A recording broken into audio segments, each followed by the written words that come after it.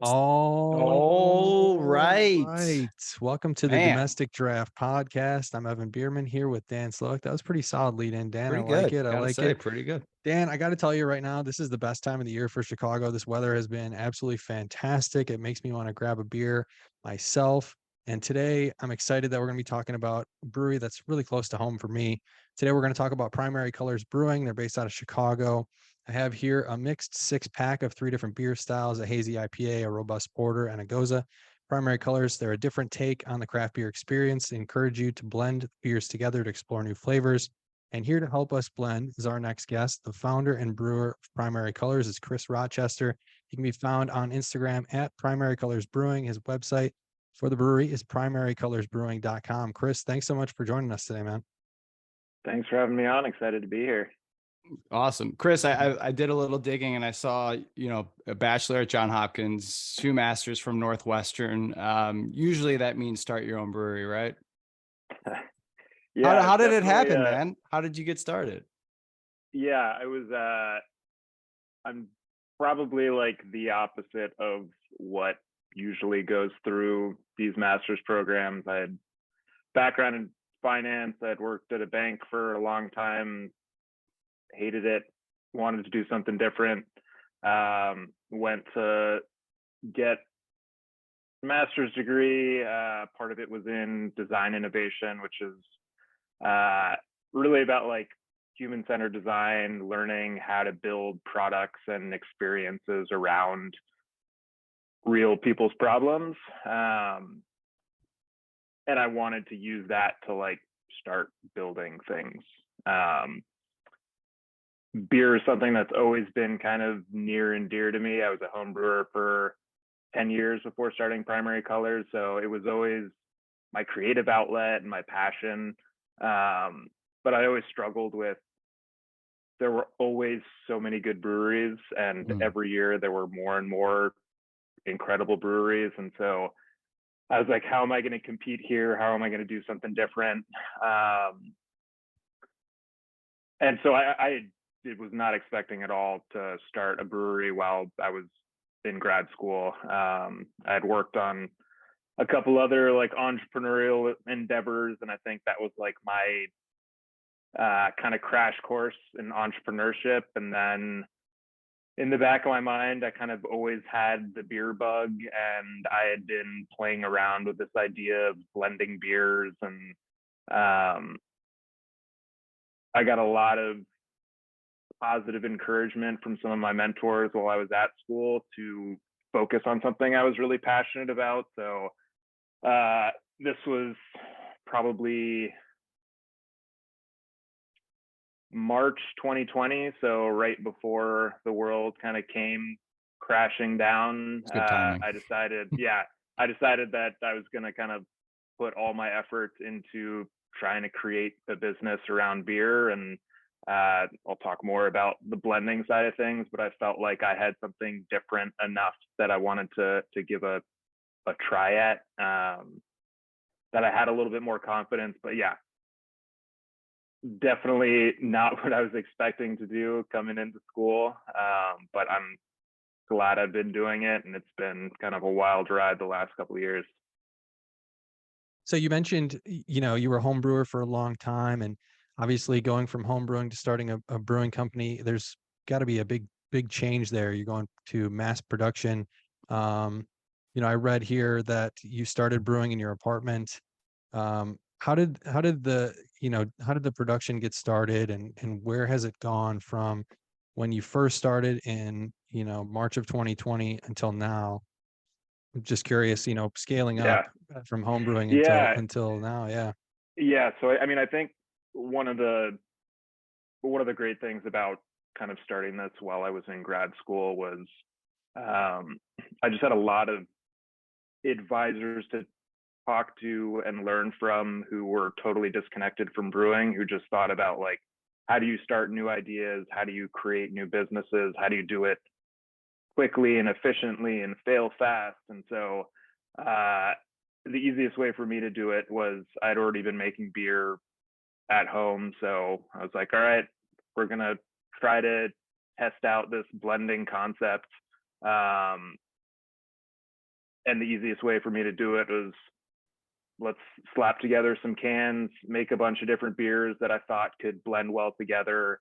I bought a little mobile countertop can seamer and started Instagram and just started giving out samples to people across Chicago just to see, like, are people even interested in this idea before I go out and approach a brewery. It's like, I can at least test this out from home. And if people are like, this is pretty sweet, like, all right, I'll figure out the next step. If people are like, this is super dumb, then, like, all right, no harm, no foul. At least you tried it. Yeah. It fell on my face. At least I tried it, and go on to what's next. So, yeah, that first phase was just like seeing if people wanted to try it on Instagram, and the reception was awesome. Like, people seemed super stoked on it. And, you know, I think part of that was people were locked up at home. They didn't really have great outlets to drink beer like they had in the past. And this was like a great date night or something you could share with a friend. And so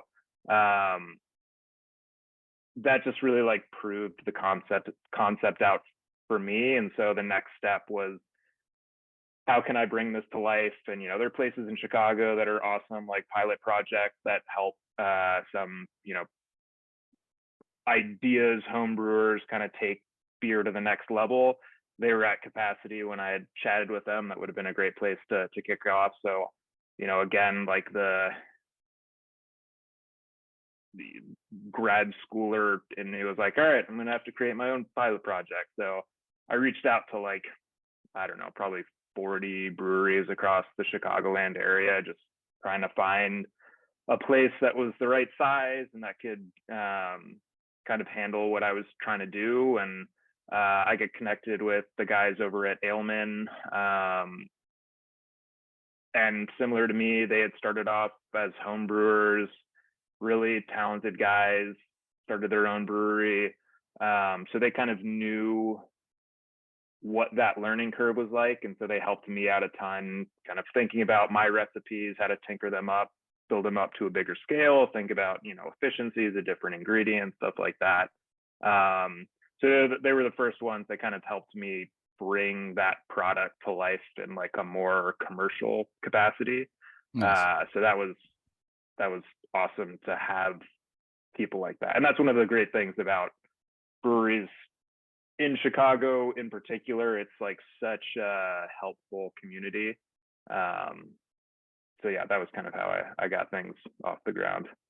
Nice. I'm curious, going back to the beginning, it's like kind of your baby, your project. You know, you have a couple names maybe going through your head. You end up going with Primary Colors. I'm curious the reason behind that, the story of it, and I'm also interested on the runners up, or the third, maybe the third favorite, or your personal that didn't go with because of, I don't know, outside pressure. Yeah, totally. So I mean, Evan gave like a great kind of rundown of Primary Colors at the beginning, but really, like, the whole idea was creating an experience around beer where you've got 3 different beer styles in a mixed pack that can all be literally mixed together, blended together to create totally different beers. So that was the concept I had in my head. So I was kind of thinking through different brand names that would kind of, like, convey that interaction. I think my first Transform Brewery. Yeah, Transform Brewery. I think my first one was Mélange, which is French for mixing. My mom's French, and so I was like, all right, I'll try and fit something in that way. And one of the things you learn pretty quickly in the beer world is almost everything has been trademarked. So, like, it's so hard to find a beer name. So I had done some research, and Mélange didn't work because the brewery, I forget if they're LA or San Diego brewery, like Bruery.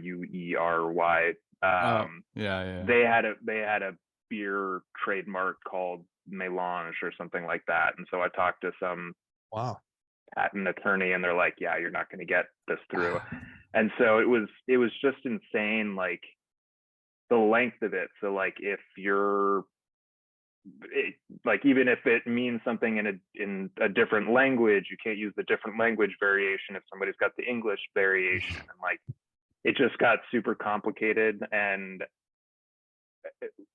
as I was in this master's program, I was doing a lot of design work and doing a lot of work with like color and font and stuff like that. And all of a sudden primary colors just kind of came to me. I'm like, oh yeah, you can get primary colors, you make your secondary colors, tertiary colors. Like,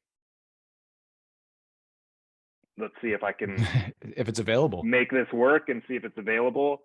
And so I did a bunch of research on that, and it was available. I got the trademark on it. And that was sort of the inception of the name. And I honestly, like, I don't think I could have ended up with like a more perfect brand name for what I'm trying to do. I don't know. Maybe I'm going to kick myself because it's going to lock me into like my core 3 primary colors for cans. But for right now, I think it works really well. Nice. Yeah. Yeah. No, I love it. And I love the can design here. I was holding it up there for if you're watching on YouTube. But one thing I noticed when you first released the beers, there you go. There Cheers. it is. Yeah. Got the robust porter here too. So yeah. You could virtually what, mix them over the Zoom. yeah, we'll Yeah. we'll get to the mixing in a second. When you first released the beers though, you released them in 8-ounce cans, if I'm not mistaken. And what type of beer were they, and what was the strategy behind doing them in 8-ounce cans? Because I notice now they're in 12-ounce cans when you go to the store to pick them up. So that was like one of those things where 8-ounce cans just made sense to me. From like, if you're gonna have somebody sit down, try and get them to open up a couple different beers, 8 ounces just felt like way more palatable than 12 or even like 16-ounce cans, which I think would have been crazy for this. And so again, this was like when I was doing it out of my kitchen. I had a bunch of 8-ounce cans made from a small manufacturer out in Indiana. And so that was just like, okay, perfect. This is what I'm going to use. 8-ounce cans.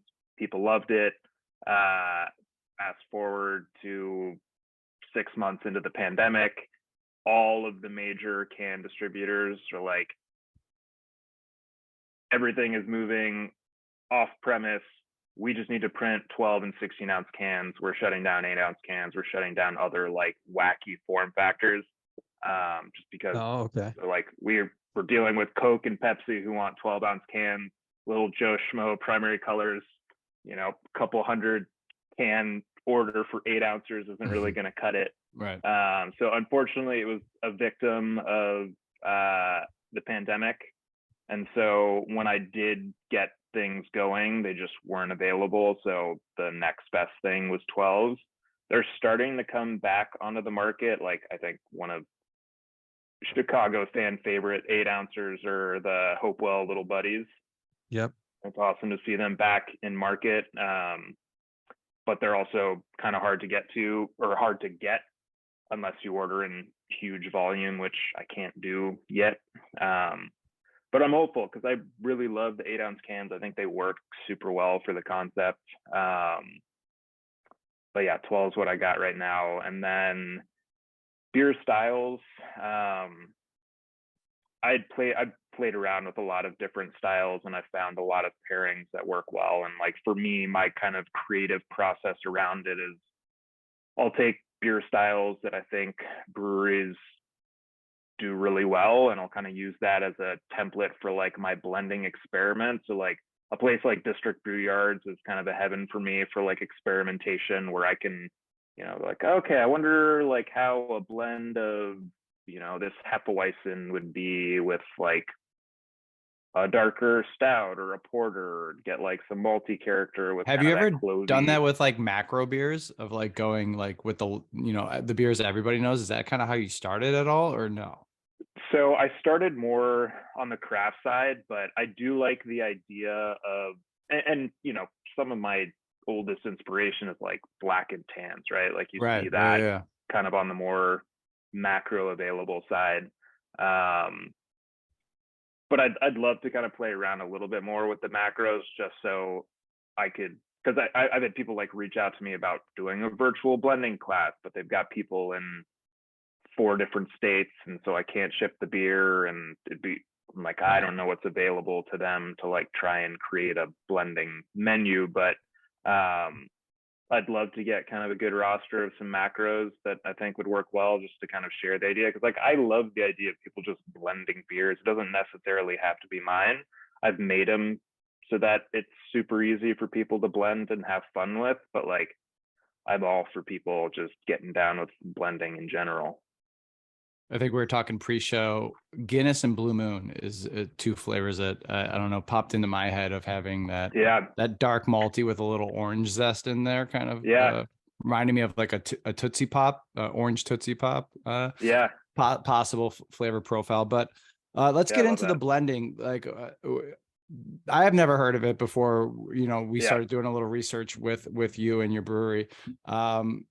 When did that start for you? It sounds like you were kind of always playing around with it, going to these places where you can maybe get a few crafts in one location and trying it a little here and there. Was it just out of pure curiosity, or research, or like how did the idea of blending and then also ultimately implementing into your business design is blending Yeah. beer?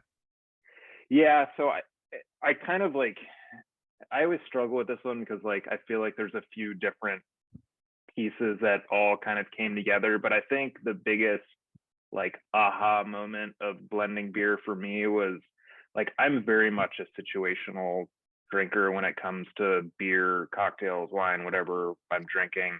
Where it's like, depending on my mood, the weather, who I'm with, time of day, like I get fixated on what I want to be drinking in the moment. And so I'd go to a lot of breweries, and sometimes there wouldn't be like that exact thing I wanted to drink on the menu. So like the home brewer in me was thinking like, okay, well, I want to be drinking this. They've got this and this.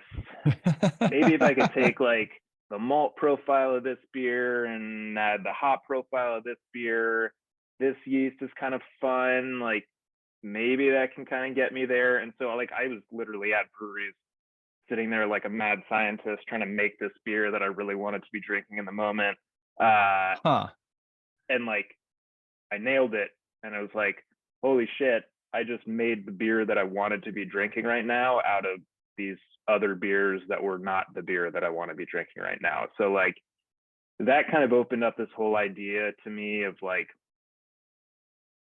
you can almost take certain beer styles and deconstruct them into like sub beer styles that you could then reconstruct up. And then that also started like opening up way more experimentation of like, okay, let's take totally different beer styles that you wouldn't think would make any sense together and see how they work. So like in one of the mixed pack that you got, Evan, like the porter with the goza. I don't know why I decided that I should blend that, but I did. And honestly, I think it's one of my favorite, one of the most interesting beers that like I'm I gonna do that always right get a now. reaction to. Yeah. And so like that I'm one, gonna I mix it right think now. my favorite blend of those two is 2/3 porter, 1/3 goza. I think the goza just does this incredible job of like unlocking this almost like hidden fruity Right. undertones that are in the malt character, in the malt of the porter, but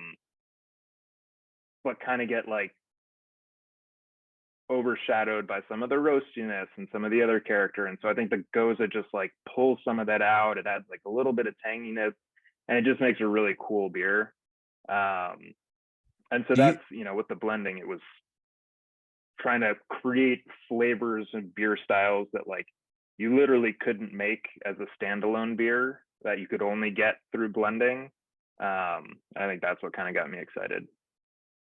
and sorry to just butt in there, but I No, haven't done too not at much all. research either, but it sounds like you do a lot of experimenting with your beers. Do you have like a comment box with your fans or your people that follow you on Instagram? It's like, all right, maybe Yeah, a recipe you did at home, and we'll try it out, and maybe that's going to be the next yeah, one? Or that's something I need to be better about. I was really good at that when I was doing it out of my kitchen. Because part of it was like, hey, here's some free beer, but like, please let me interview you afterwards to see what your experience was like. And so like that was a great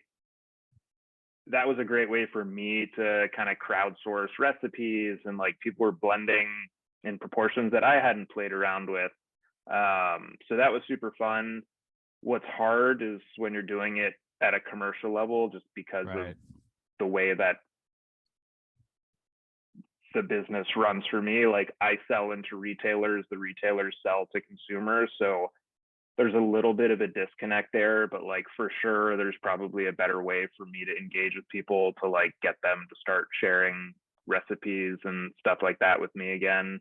I've seen it like a little bit on Untapped. People will like be like, oh, I tried this, this, and that. And so I try and source it where I can, but like definitely need to be, I think, a little bit better about trying to like get that information, because it's awesome though. You've awesome to see created like people do it. Yeah. an interactive I brand. love it. So That here, Yeah. is here's the 2/3 robust porter and 1/3 of the Goza. I'm gonna give this a try here. it's a nice glass you Yeah. got there. Domestic draft glass on tap right there. Nice. Little domestic draft glass.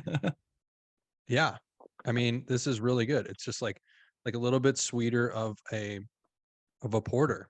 And I think it brings out, some of that malt, like you said, but then it's got like a sweet finish. I really do like this. I think I'm not just saying that because you're on the Like podcast. I do. highlights the fruit in there, the backing of Yeah, it. it really Yeah. does.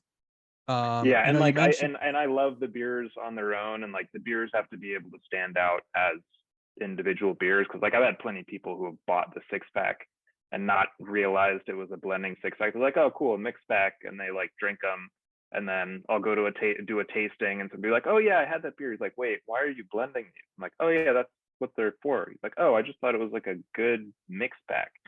Right, right. yeah, I love it. And so you mentioned district brew yards, and I think Tapster is another big name, kind of in Chicago. People go to Mhm. places to kind of try a bunch of different beers. Have you ever considered Primary Colors going into one of those types of locations so that people could kind of try what they want? Is that kind of in the future plans, maybe? Yeah. So this when was it? I guess August of this last year, I moved my production over to Orknoy, which, if you're not familiar, is awesome Nordic inspired brew pub right up the 606 in between Logan Square and Humboldt Park. They do awesome food, their own really great beers, killer cocktail program, beautiful space. So I'm very lucky to be able to make my beer and serve my beer there. But that's been a great place where like I can showcase some of those blends like on draft. And so like we've done some pre-blended draft at Orknoy. But then I also started I guess with the first batch out of Orknoy last year, I did a partnership with Navigator up in Oh yeah. Logan Square, and they do the self pour thing as well. So that was super fun, just like putting, each of the 3 standalones by themselves, and just, I was sitting there like watching people go up and like, okay, like do this and this, and like, it reminds me of when I was a kid, like at a soda fountain and like trying to create the ultimate soda flavor. And so it's cool seeing people experiment, and like I'd love to do more events at those self pour places like that. It's just a matter of having enough beer to satisfy like the retail channel and draft at a bunch of different places. So definitely want to play around more with that, because I think that's like the perfect place for people to experiment Yeah, with blending.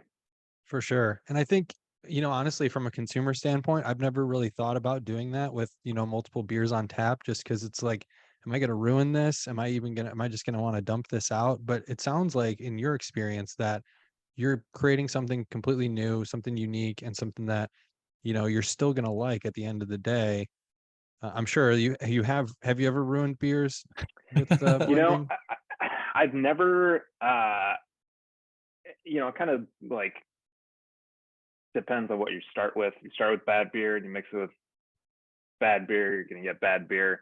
But like I've never had a blend where I've been like, oh, that's gross. Worst case, I've had a blend where it's like, I think I like the other beers on their own more than the blend. Still drinkable, but like sometimes the flavors can get a little bit muddled and you lose some of the nuance of the styles. And it's just like, okay, you've got a drinkable beer, but not an exciting beer. So Mhm. yeah, I've never had like any like, oh, this is gross. Yeah, worst case is like, it's all right. Yeah, beers. It's still beer. Yeah. I'm curious with the blending, and I was talking to Evan pre-show about this. That are you looking into the future with possibly looking at any new technology in either the canning process of the beer or in the service process of how you're able to blend it and possibly doing it like at home on your own?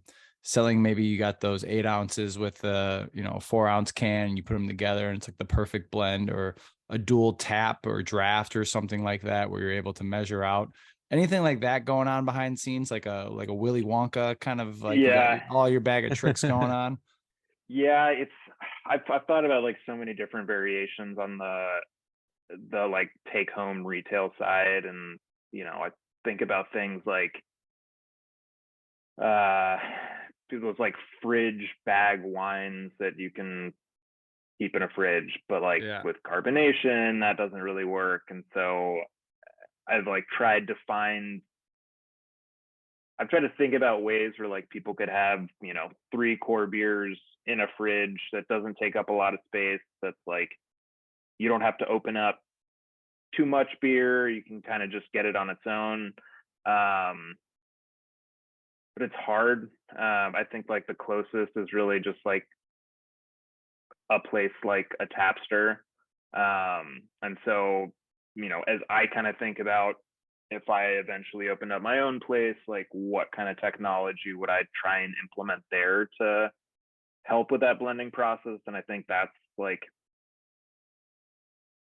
one of the cool things is like you could have 3 beers hidden behind the scenes, but like a tap list of 12 beers. And so like how could you pull from a tap and behind the scenes it like pull in that proper blend instead of having to go like 2/3 hazy IPA, 1/3 That's cool. Belgian pale ale. Mhm. So I think there's some like stuff like that like sort of exists tangentially. Like there's the I think it's like Coke remix machine where like literally you can do like I want 25% Right, Coke, right, right, like right. Yeah. 75% orange soda, and it'll like pull in that blend. So doing something like that for beer, I think would be super cool. Just kind of like help with stuff behind the scenes in a tap room space. But I It's also fun to love think about. yeah, and I do love the idea too of just like maybe even also having you could have that as like these are some of the house blends that we recommend, but also here's a little self pour blend where you can go crazy and like create your own mad scientist concoctions and just have fun with it. But yeah, I'm always kind of trying to think of like what are like some cool functional ways to like make the experience more approachable.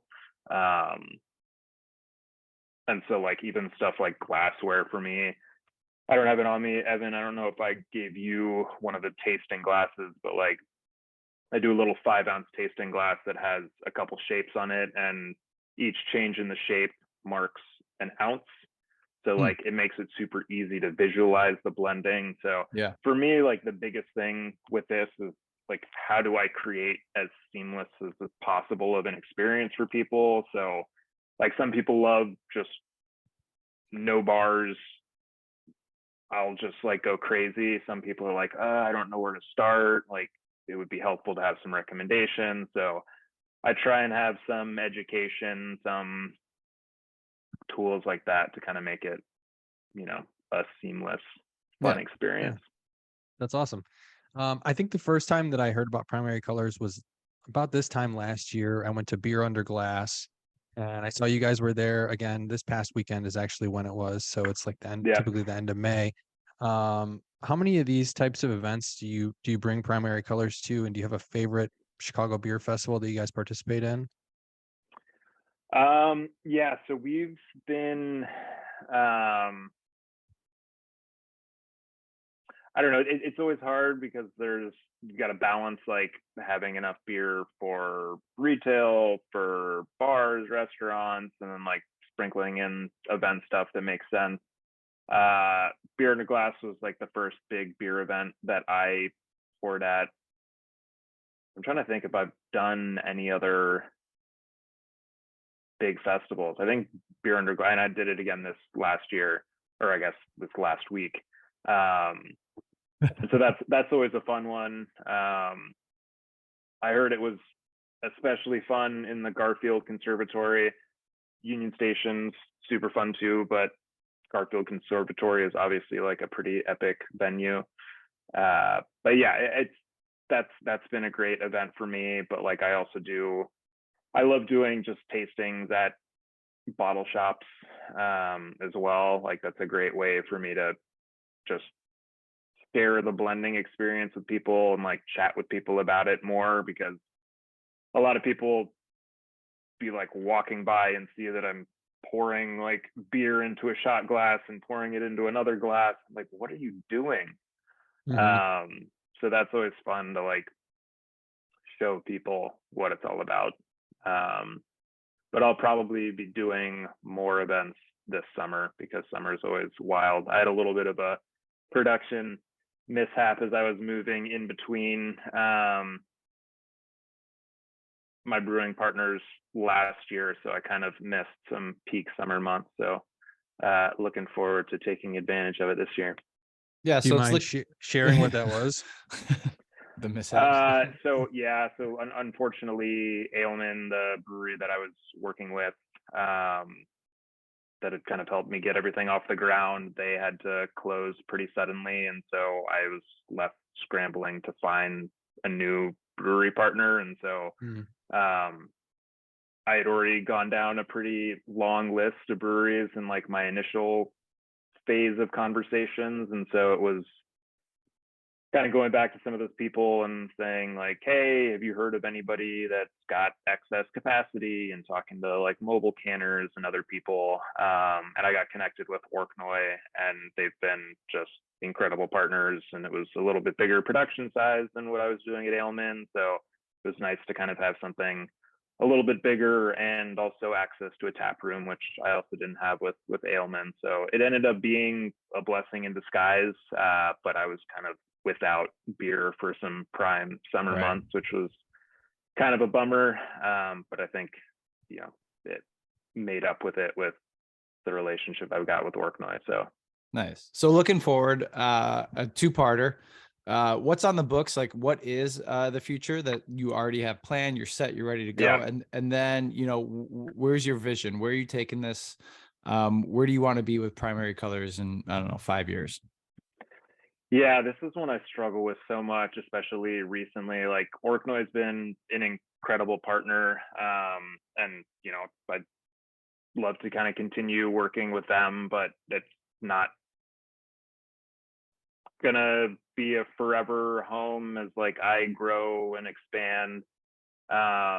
So, looking 5 years down the line, I think Primary Colors works really well in a taproom environment that like I can kind of control and like build the right experience specifically for that blending. So I kind of envision this tap room that's like part